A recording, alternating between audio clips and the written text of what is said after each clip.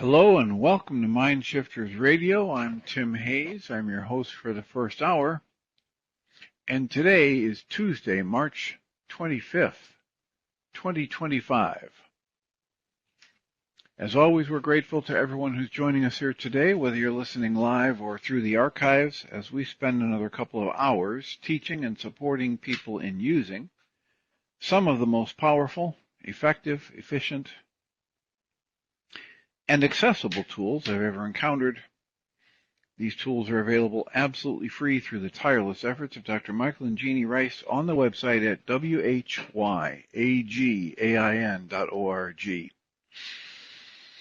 If you go to that website and click on the two words that say Start Here in the upper left-hand corner, it will take you to a page where you can download and read Chapter 24 of Dr. Michael Ryce's book. His book is titled, Why Is This Happening to Me Again? And that chapter of the book contains a narrative description and explanation of the primary tool in this work. The tool is called the Reality Management Worksheet, sometimes called the Reality Management Wake-Up Sheet, and it's the tool I've been using to great effect for over 20 years now to improve the quality of my life and most of my relationships, and to turn any negative emotional experience I have into part of the infallible guidance system that each and every one of us has been given. You can also download the actual worksheet process itself. It's a simple PDF file. Click the link, download it, print it off, copy it as often as you'd like, and use it over and over again absolutely free. You can also download a whole host of audio files or shows just like this one where people have been stepped through that worksheet process. And if you choose to listen to them even repeatedly, they can serve as a powerful tutorial for you to help you get maximum benefit from these tools in the shortest amount of time possible. You can also go to your App Store and type in the three words Heartland Aramaic Forgiveness. And if you choose to do that before you're done typing the word forgiveness, you'll see the glowing heart icon. If you tap on that, it will let you download a completely free and private app that contains the Reality Management Worksheet. It also contains an abbreviated version of that worksheet process. Contains a copy of the Drag-On Klingon game, which is a wonderful way to introduce these tools to even younger audiences. We hope people do all of that soon and often, primarily because it tends to improve the quality of people's lives the more they actively apply these tools in their lives. And secondarily, because it tends to prompt comments, questions, answers, and testimonials. If you have any of those to share with us, we would appreciate you doing so. You can email me at tjh@mindshifters-academy.org. or you can email Jeanie at jeanie@whyagain.org. That's whyagain.org.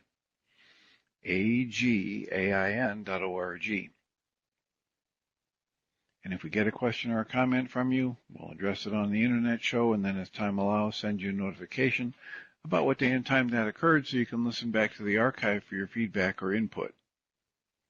And we greatly appreciate whenever anybody does that because it makes it infinitely easier for us to live into our intention with this work. The intention we have with this work is to be of service. And that's easier to do when we know how these things are landing for you. So please let us know. And if you're listening to us on the internet at live.needle.com/mindshiftersradio, we're grateful that you're here and that you're choosing to spend time with us. However, from that position, you don't have the access to type in a comment or talk to us live. So if you go to your App Store and type in NEDL and find the app for Needle, AI Tuner for Live Radio, it will let you download the app. You can sign in, answer a few questions, and then you'll have the ability to either type a comment or speak to us voice to voice through the app. And again, we greatly appreciate whenever anybody chooses to do that because it just makes it so much easier for us to live into our intention with this work. And that intention is to be of service. How can we help you? What's on your mind? How's it landing for you as we're going through reading the book by Christian Sundberg? And we're going to read, some parts of it, maybe quite a bit of it, in prep for his joining us for an hour on Mind Shifters Radio. I believe it's August 1st that's scheduled to happen. And again, for my money, the value behind a book like that is how it opens us to questioning everything about our choices in life, about what we've been taught to believe, about what's valuable, about what we find rewarding.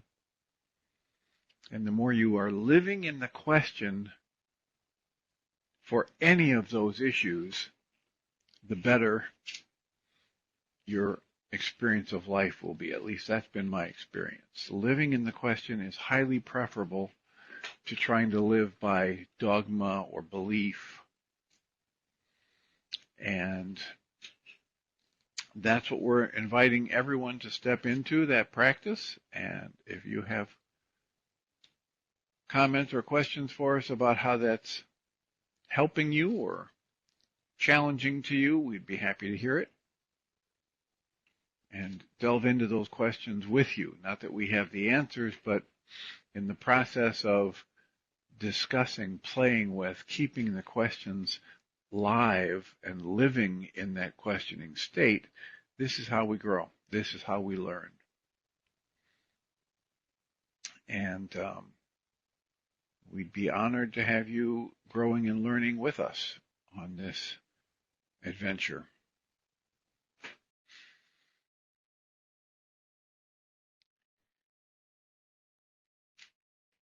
I have done what I can to turn on the microphone for Susan Bingham. I'm here. Hi, Dr. Tim. I listened to your Marcia Benato Warren interview this morning, and I have a sort of a basic question. I feel as if I have a certain kind of understanding about her. What was it? Code. What was the code switching? Code switching. From my own life, I studied French in high school and I studied it for 4 years, and by the time I got out, I was conversationally pretty good. Then I met a woman in New Haven, where we used to live, who had been one of these missionary children in France and was fluent in French. And we became good friends, and one of the deals is we'd go for walks, and we could only speak French. And I loved it, but one time she said, the personality you have as a French girl is, I love it, and it's different than your non-French speaking self. And I knew what she meant. I felt different speaking French. Is that what she's talking about? Yes, that's a big part of it. Oh, yeah. And the code switching, as she explains it, has come up in a couple of different places. It's usually about people who speak more than one language. Yeah. And the code switching is a term for how people decide when to speak in one language and when to speak and switch over and speak in another. And I became familiar with the term code switching through the public radio station local here in Chicago, and they have a code switching podcast where they talk about how the people from a black culture have to switch how they portray themselves, how they communicate in a group, how they function at work compared to how they function at home or with their friends, because the culture is just so different. Right. That if they didn't learn to switch out of their family persona or their street persona, they wouldn't be able to keep a job, because certain aspects of one culture are not acceptable to another. And Marcia was talking about this in the interview. She had that experience within her family. So she was raised in the Pueblo in New Mexico, and then she would travel to Brazil to her mother's side of the family. And there were significant differences in speech pattern and volume and personal space. Right. And if she tried to function the way the Brazilian family does, and she tried that on with the Pueblo, it wouldn't go well at all because she would be considered very rude and intrusive for getting in people's personal space and for talking so loudly or for interrupting somebody. And because in the Pueblo, that none of those things are acceptable. There's a much broader personal space, and it's one person speaks at a time, and there's no yelling, and there's no need to yell, and so that's how do you decide which set of behaviors, which set of languages you use? That's the code switching. Oh boy, that helps. And a lot of us do it without even realizing. Yeah, I was going to say this when I was talking in French with my friend, I wasn't aware of switching anything, but I was aware of how different I felt as a person in that French mode. And it had to do as much with my idea about being French, like the French books I had read and the charm of them and my ideas of what a Parisian French person would be like. It's a mix of all kinds of things, but the language is it's a big part of it. Just switching a language, you're switching, it's like you're a different person in a way. I have the same self, but all the stuff beyond the self was a little different. So I was really interested in that interview. How had you heard about her? Well, that was one of the lucky podcast headhunting things, right? When people write a book like she's written this book and it's now been published. Yeah. And her book title is what is it? Right. Have to switch languages to get there. Right. Or something. Her book is Movement and Identity. Subtitle is Multiculturalism, Somatic Awareness, and Embodied Code Switching. And the embodied code switching is a term that she's coined. Code switching is a term that's been around. But so when people publish a book like that, they hire somebody to get them onto podcasts, and I am frequently receiving those, and then I have to screen them out to see if there's any relevance whatsoever for the kind of thing that we're doing with Journey's Dream. So that's how it happened. Wow, interesting. Well, I do know what you mean about the black culture. I have a friend here who's black, and she grew up in a white neighborhood, but she's got a family that are all black relatives. And she said, even stepping out her front door, she had to have a different personality to get along with all the white neighbors. She was reared in a pretty much white neighborhood. And I think that's one reason she and I are as good friends as we are, is because she could make those switches. I don't know enough to know how to switch into her culture, but she can come over into mine, and she's comfortable. She says she's comfortable, but it's an amazing thing. So anyway, just congratulations. It was a good talk. Well, thank you. As always, I'm glad you're finding them useful and enjoying them. The one of the things that I was asking her about is that there are a lot of people who have those kinds of splits in their family, whether it's multicultural or it's that their family is a single culture, but they're living in a different culture. Yeah. So it's like, inside the house, we are free to be our family culture, but I step out the door and I have to change gears to be able to, get along with the neighbors. And sometimes people don't have a natural flexibility that allows for that kind of code switching or translating or shifting of gears, whatever you want to call it. And so her embodied code switching is built on her training as a somatic or a body-focused therapist. And it's, the book is about trying to help people get aware of these issues and then get to the place where they can start tuning into what are the signals that their body will be giving them. Because everybody's body gives them these messages. Mm-hmm. But we are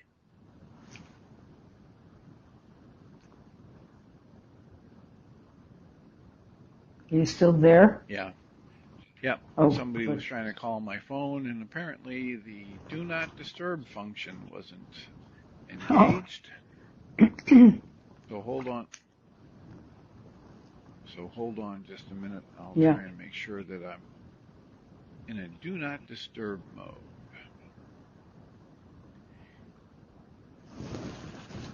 You still there? Yep. Okay. So I was just trying to talk to her about how do you help people get more aware of all of these internal energies and physical signals that we've been trained to ignore, Mm. in favor of focusing almost exclusively on the intellectual, the way the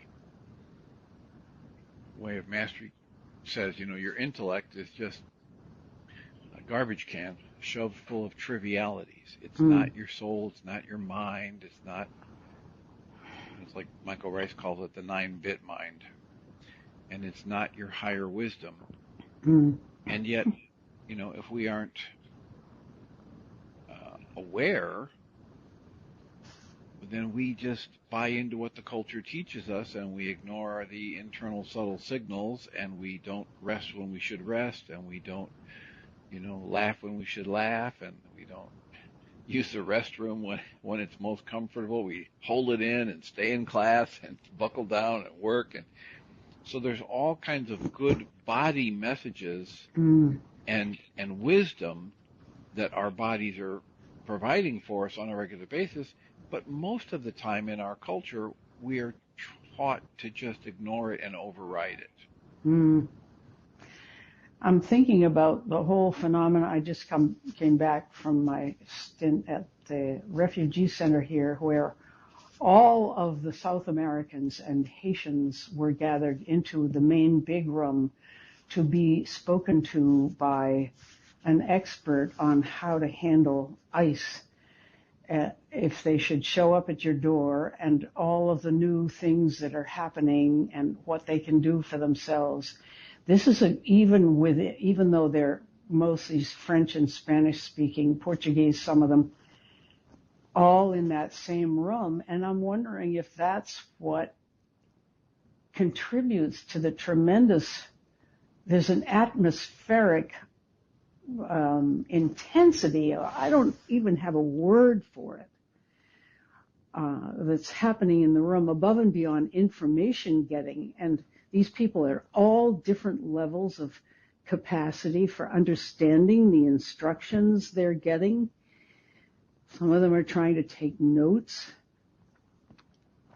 But there must be an awful lot of code switching going on in there too. Oh yeah.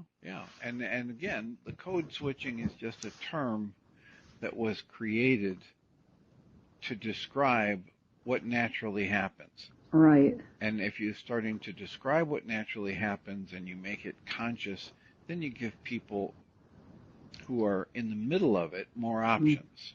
Yeah. It's like all the other stuff we talk about. If my unconscious gets activated, the strongest energy that gets activated from my unconscious is the thing that drives my behavior. If it stays in the unconscious, I can't shut it off, I can't work with it, I can't manipulate it. It's only by making the unconscious conscious that, Michael Ryce likes to quote Jung, where he says, until you make the unconscious conscious, whenever it's activated, it will guide your life and you'll call it fate. Yeah.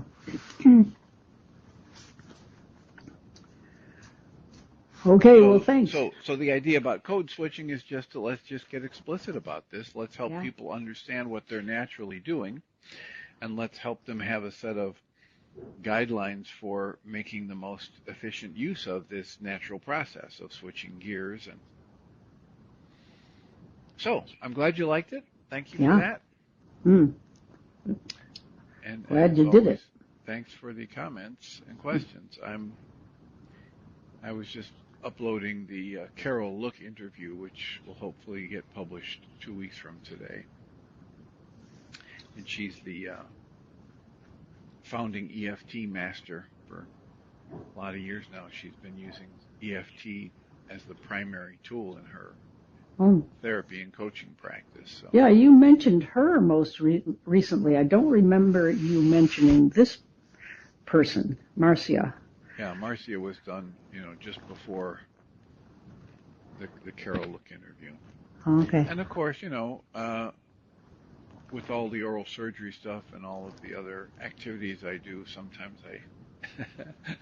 I don't mention every or anything close to every interview that I've done or do. Oh. Well. Because there are only so many hours in the day, and that's not really relevant to the show. Many of them are just not relevant to the show. So thank you for listening to that. We're talking about the On Your Mind podcast hosted by Journey's Dream, which is available at onyourmindpodcast.com or on your YouTube channel if you go there and search for Journey's Dream. And there are 193 of those interviews that have been done over the past 5+ years. Amazing. And we're hoping that they're useful to people. They're out there simply, just like this show. The purpose of it is just to be of service. So thank you for listening to them and following. Obviously, you're on the YouTube channel or something and following it now. So every time one publishes, yeah, I subscribed, and you get, they pop right up. It's good. Yeah. Yep, and as always, we encourage people to do that because then they don't miss a show, and then we get the benefit of,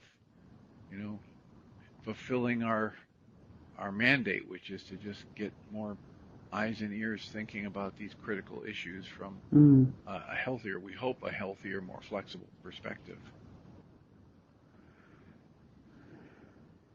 So, any thoughts or comments about the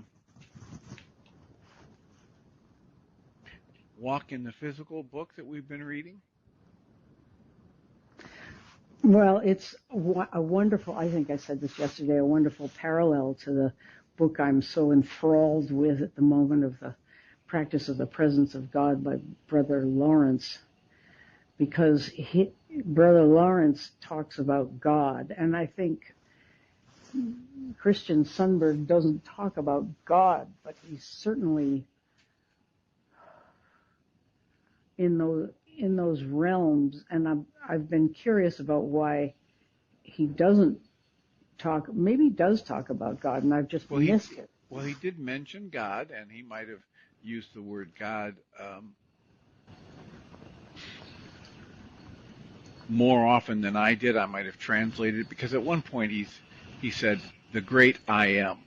Oh yeah. Right. All that is the one consciousness, God, mind, etc.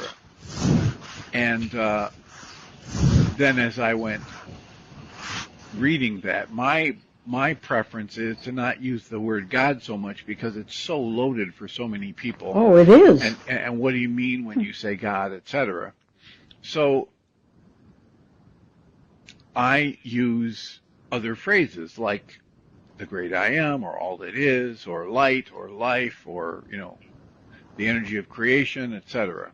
And I am fairly certain at this stage of my life, I don't know a whole lot of things, I don't know anything absolutely, but I'm fairly certain that if there is a single conscious being out there, it, he, she, they are not offended if I use a different word to refer to them. I feel the same. That's good. Yeah. Right? Well, Well, but it's like what he talks about in this whole thing is we're talking about things. We're using words to point at and try and communicate about things that go way beyond words, each new heartbeat. And so what's in a word, right? What's in the meaning of the word, as Michael Ryce has introduced us to and talked about so often, that the meaning of the word is contained in the brain of the person that hears the word. Right. It is not a part of these vibrations or these letters arranged in a certain way. Mm-hmm. It's all made up. And so when you have a made up meaning for something that is offensive to you, you might want to choose to change the meaning. Right. So that you don't generate the offense. Well, you're approaching a subject that I might have talked about before. The creed in the Episcopal and Roman Catholic tradition has the words, only Son of God. And yeah, that's a belief system that that's a belief system. And somebody said, maybe it was Michael Ryce, who said only is really unique. Doesn't mean the only one. It means a unique expression, which is very helpful. But for some reason, Tim Bingham has just gotten up in arms and he doesn't want to go to church anymore because he hates saying the creed. I've always hated saying the creed. It's like a Girl Scouts honor or something. Not honor. What's the word? Girl Scouts. Oath. Yeah, it's like. Yeah, it's an oath. It's the Boy Scout oath. You have to say it in order to be a member of that club, and already that's too narrow. And so what you just said about you don't think the all that is I am would be offended if you used, that's so refreshing. But I want both. So you want both what? I want to be able to go to my church and love it and not mind things like the creed. So that's what I'm doing. But anyway, neither here nor there, but it's a way of separating people. Well, and it talks to right what we were talking about and reading in this book when I left off the last time. It says, your walk is your own, and no one can hand the truth to you, capital T, truth. Mm-hmm.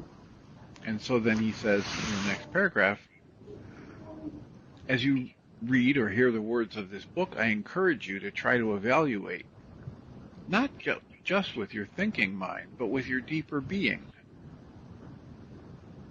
Right? You are responsible for and free to choose your own spiritual walk, your own life, and your own understanding.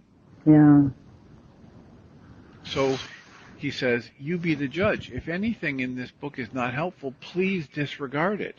Yeah, I love that. If something rings true inside you, listen to that ring, follow it, and dare to investigate it. For in what is real, there is nothing at all to fear.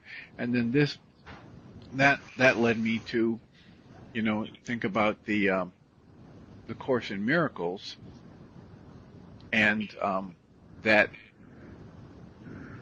writing at the beginning of the Course in Miracles. It says, nothing real can be hurt or attacked, and nothing unreal exists. Mm-hmm. Mm-hmm. So that when you generate fear, it's false.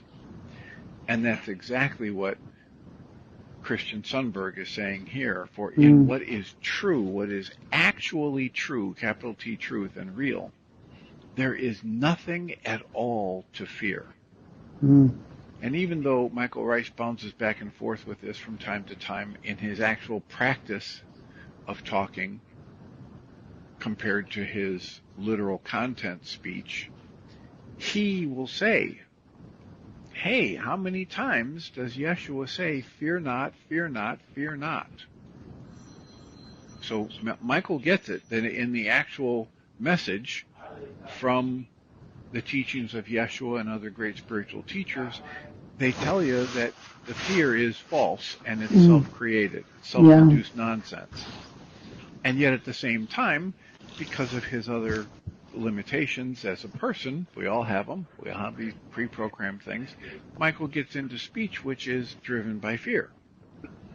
And so feel free to do with Michael Ryce and with my teachings or talkings and readings to you just what Christian Sundberg is telling us here. If something rings true, listen to it, follow it, dare to investigate it, and understand that if it's actual and true, there's no fear in it.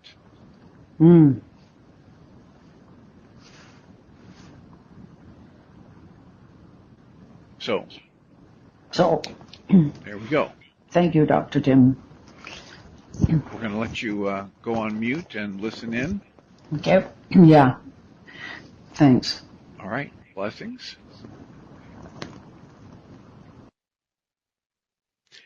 And here we are at about the halfway mark in our first hour. We have plenty of time for a comment or a question, either based on what Susan was just talking about, or anything we've been talking about in the last 14 plus years on this show, or the book, A Walk in the Physical by Christian Sundberg. And please remember that even if I seem to be on a roll in a monologue or reading from the book, we welcome comments and questions. We find them a tremendous benefit and a plus. So then in the book, A Walk in the Physical, picking up where we just left off talking to Susan, he has a section titled, Can All This Be Verified? His answer is one word, yes. Yes, this can all be verified.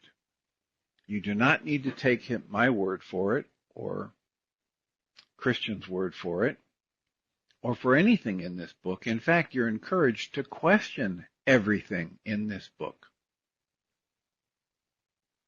And then he points to a part 4 where he's got simple suggestions and a meditation exercise that may be helpful in your own investigative process.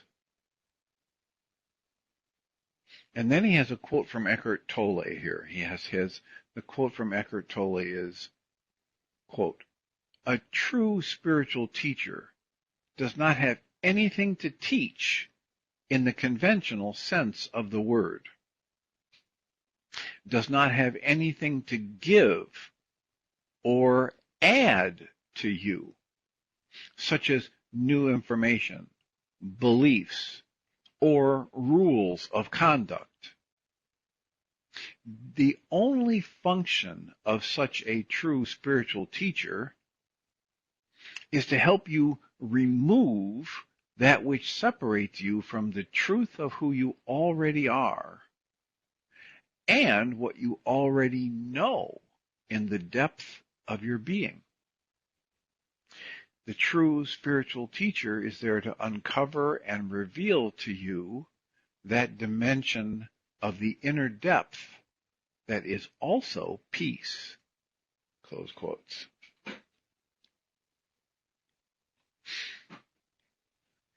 I wish there was a way for me to start reciting quotes from various teachers, J.M. channeling Yeshua, Guy Finley, Diedrich Wolzak, Michael Ryce, all of these different places where the essence of this paragraph is talked about in slightly different perspectives, but always the same core message. If somebody starts to tell you rules for your living, they're not a spiritual teacher. They're invested in you having a certain outcome, acting a certain way so you can be identified in their group, or they're invested in you seeing them as some kind of an expert and relying on them for answers, and that's not what a spiritual guide is about. Because a true spiritual teacher understands that everybody has to explore on their own this experience we call life. I was just having a conversation with somebody this morning. He went to visit his cousin last week, and his cousin's got business upon business upon business. And we were just discussing the tremendous difference in the way his cousin lives his cousin's life compared to how my patient lives his life. And neither one is wrong. They're just very different. One person basically never slows down, never sits down, goes all day long. Goes to bed between 10 and midnight and gets up at 3 or 4 in the morning and goes. doesn't come home at night until 8 or 10, has something to eat and goes right to bed, barely has any face time with his family unless it happens during the course of his go, go, go day. And my patient was saying, I couldn't live like that. And that's okay. Neither one is right. Neither one is wrong. They're just different. A true spiritual teacher is not about to tell you what you need to do step by step by step.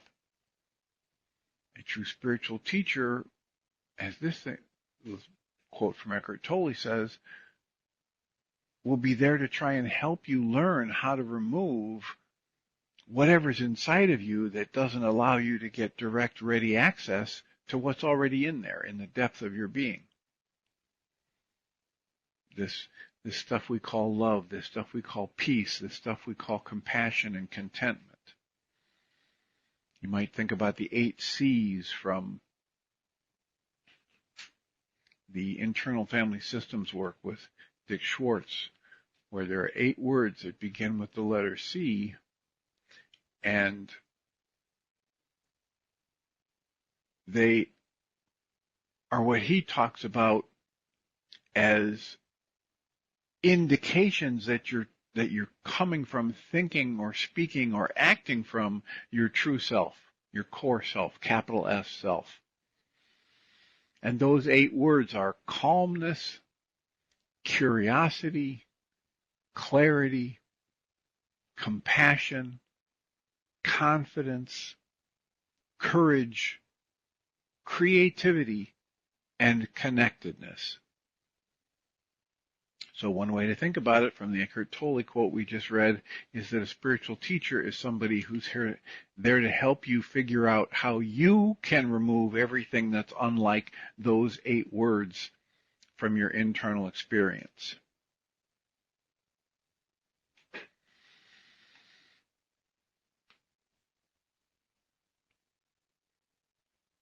So back to the reading. We're in part 1 now. That was all kind of preface and introduction to the book A Walk in the Physical. And in the part 1 of this book, he titles it A Reality Model. And he starts with the question, what is going on here? And then he writes, part 1, point 1. Consciousness is what is, and consciousness intends. Consciousness is, period.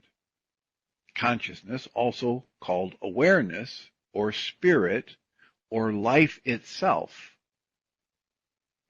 but which cannot be identified by a word.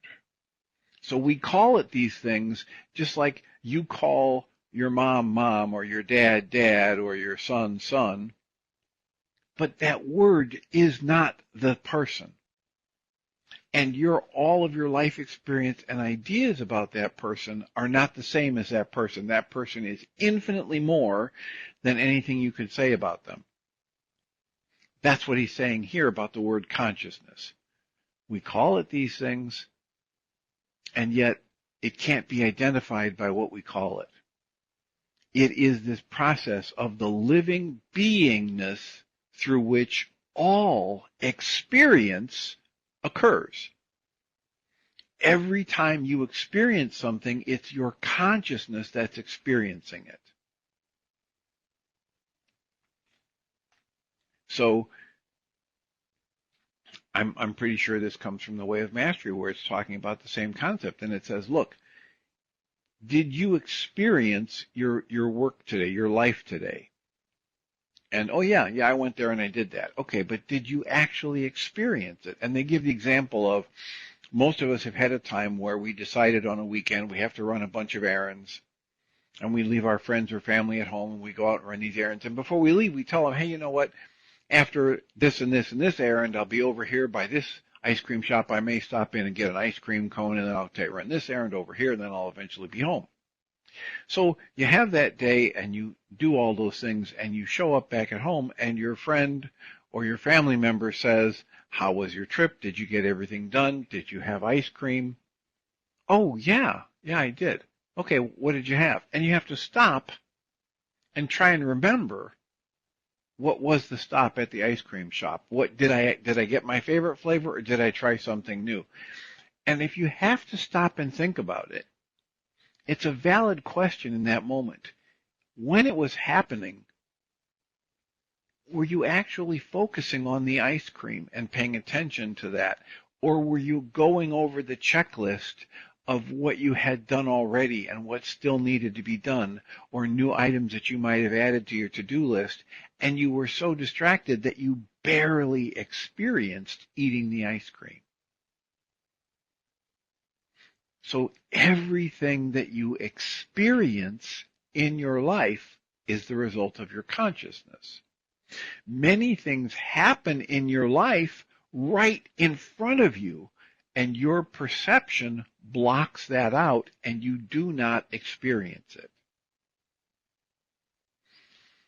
Nothing occurs apart from consciousness. That's back to the reading in Christian Sundberg's book. Nothing occurs apart from consciousness. Everything exists as it is experienced by consciousness, through consciousness, and within consciousness. Even intellectual modeling, like scientific theories or the contents of this book, they only exist as a consciousness perceives them and then interprets them and perhaps even works with them.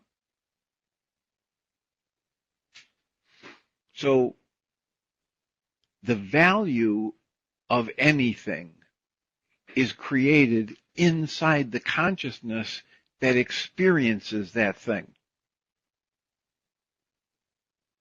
And then he goes on to say, consciousness pre-exists. Consciousness just is. Consciousness is the fundamental substrate of all existence.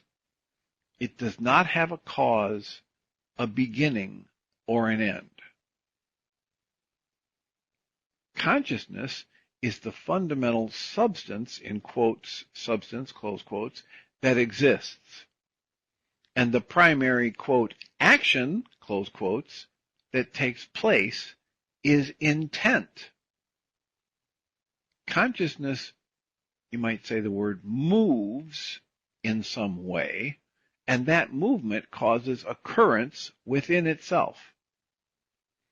Intent, at the deepest levels of consciousness, gives rise to reality systems. Now, please remember, as you're trying to listen to this, he's using words to try to point at something. There's no absolute truth in these words. And yet, if you play around with these words, if you go back in your mind and say, what does the word substance mean in my experience? What does the word action mean in my experience? What does the phrase movement causes occurrence within itself? What does that mean in my experience? You just start playing with that, and you're moving yourself towards an experience where you will either validate the kinds of ideas that Christian is expounding here, or invalidate them, and either one is fine. It's your experience that you're after. It's not the mimicking of somebody else's experience. It's not copying that is the point of this kind of a teaching. Helping you grow in your own experience of life and yourself is the point of all of this. So the last sentence here was, intent at the deepest levels of consciousness gives rise to reality systems. Now, if you want to compare this to what they're talking about in the Way of Mastery, I would say the way he's using the word intent right here is similar to the Way of Mastery uses the word desire. Because the Way of Mastery says nothing exists until after desire has arisen in consciousness. The second point he makes here is titled The Soul, S-O-U-L, and the Whole, W-H-O-L-E.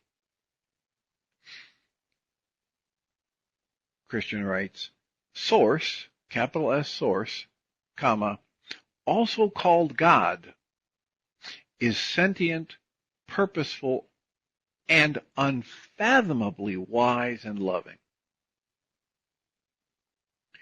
And for each of these, there have been 1, 2, 3, 4, 5, 6, 7, 8, 9.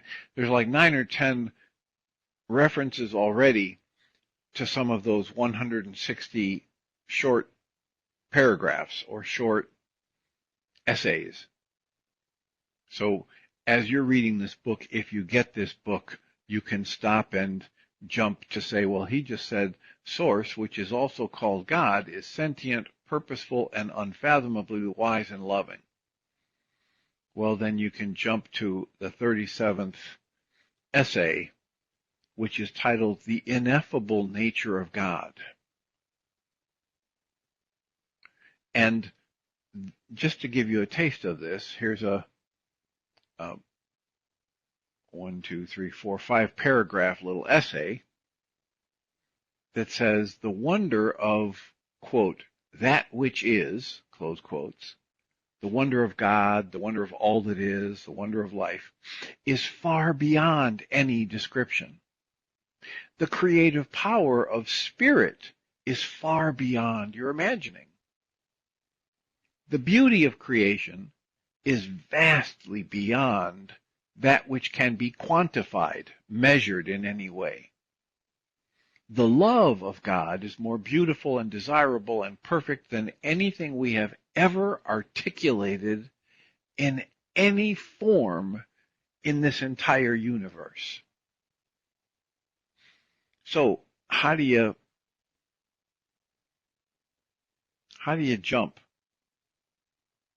right, from what you can see and hear and feel and measure and have a word for, to the concept of all these things that go way beyond anything you can see and feel and hear and have words for? Well, you don't jump. You just fumble around. You try the best you can. You try to stay in that open questioning space and be taught. And that's a good way to expand your repertoire of experience. So we're back to the section where he's reading titled The Soul and the Whole. And then he writes, the whole of consciousness individuated itself, and we call these individuals souls. So consciousness itself decided to play around with the idea of what if I could create something other than myself, something separate from myself, and look back on myself from different angles. He writes, each soul is indivisibly part of the one, capital O-N-E, the one. All of consciousness is one. And yet, each soul is simultaneously a precious, sovereign, free-willed piece of that one. There is no paradox in this idea that there's simultaneous oneness and individuation of the soul. In the words of Rumi, he quotes Rumi here where he says, quote, you are not just a drop in the ocean.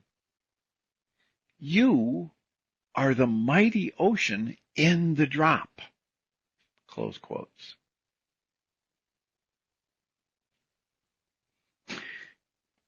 So our logical conscious mind says, wait a minute, that can't be. And yet, we've already said, what we're using words for is to talk about stuff that goes way beyond the words, to things that can be, but we can't experience them that way directly because in this particular physical existence, we're highly limited by what our senses register. So Christian goes on and writes, through individuated pieces of herself, himself, itself, doesn't matter what you call it. Capital S, source, takes on numerous physical and non-physical experiences, including experiences where she may veil herself from her own true nature so that she can have the experience of having separate perspectives. She does this for the purpose of the expansion of joy and love and beingness throughout all of creation. The soul is always full of the amazing life, power, vibrance, and profound abundance of capital B, being. The soul contains many aspects of itself, of the bigger self. It contains different personalities or different characters. This alludes to what we were talking about with Susan and the book by Marcia Bonato Warren on embodied code switching. We all have these different ways of interacting with people that can shift from our family of origin to our group of friends to our people that we work around. The soul, in the book here by Christian Sundberg, contains many aspects of the self. These are different personalities or different characters that it either has been or currently is, and yet it transcends all of them. In other words, the human character is a smaller part, a very small part, of a much larger, multi-dimensional self. The soul is the same, quote, I, close quotes, even when it engages the experience of being in these different personalities or different characters, even when it's code switching from one situation to another. And all of these personalities and characters are available to each other, and they can inform each other. The self is unfathomably deep, and the individual can benefit greatly from personally exploring its own depth of being.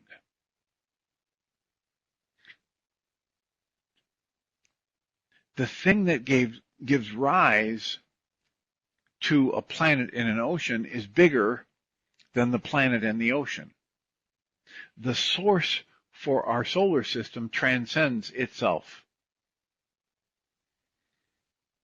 The source for your consciousness transcends itself and your consciousness.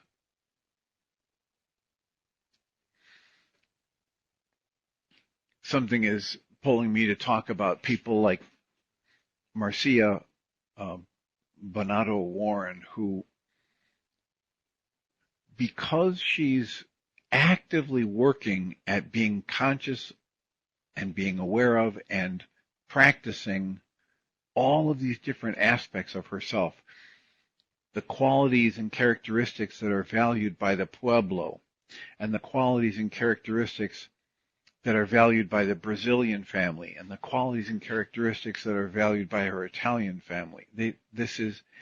She is embracing all these different parts of herself and informing her relationships, her experience of life, her love of life, etc.,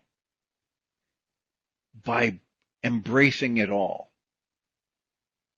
by becoming consciously aware of it, and by staying tuned into what are the physical, visceral, emotional energy signals she gets from her body as she moves from one cultural perspective to another, one family perspective to another.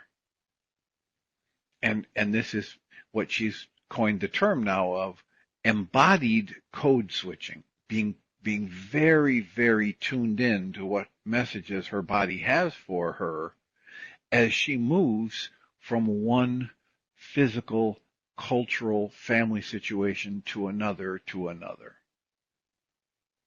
And learning to stay aware of and tuned into and willing to learn from the messages that the body gives her and the messages that come from each of these different family and cultural environments that she's been raised in and has learned to navigate through. So again, that interview published on the Journey's Dream podcast titled On Your Mind, and you can find it at onyourmindpodcast.org, or you can find it at journeysdream.org/podcast, or you can find it on your YouTube channel if you subscribe to the Journey's Dream channel on YouTube. Every time one of these interviews posts, you'll get a notification of it. And as always, we welcome comments and questions, like Susan was bringing up the comments about it earlier.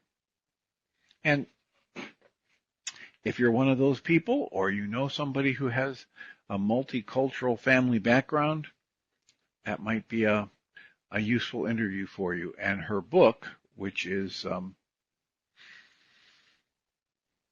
as we've already mentioned, the book by Marcia Bonato Warren, Movement and Identity, subtitled Multiculturalism, Somatic Awareness, and Embodied Code Switching.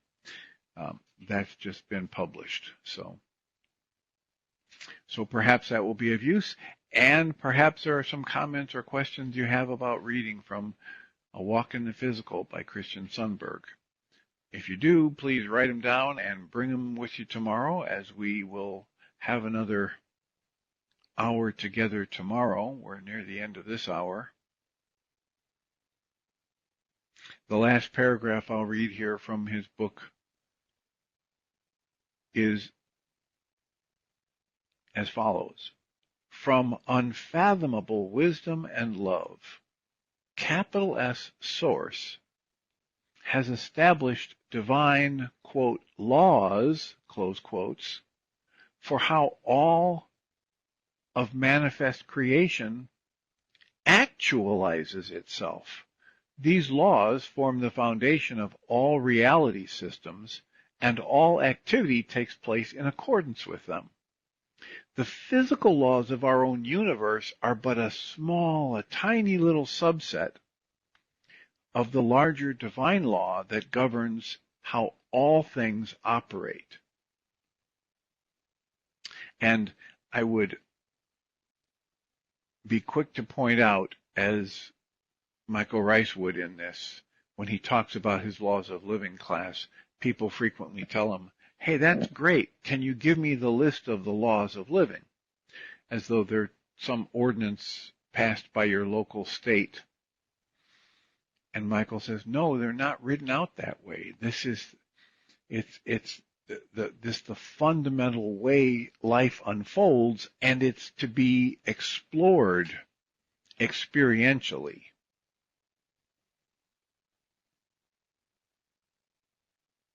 So, I thank you all for being here and listening. I will remind us all that Michael and Jeanie will start a second hour here soon after I end this one. I will remind us all that we come from love, we're made of love, we actually are love, and everything else is false. And I will remind people that today's a Tuesday, so there will be a support group available from 6:30 to 9 p.m. Central Time. All the information you'd need to join us for free is available on the mindshiftersacademy.org website. Have a wonderful day. Blessings.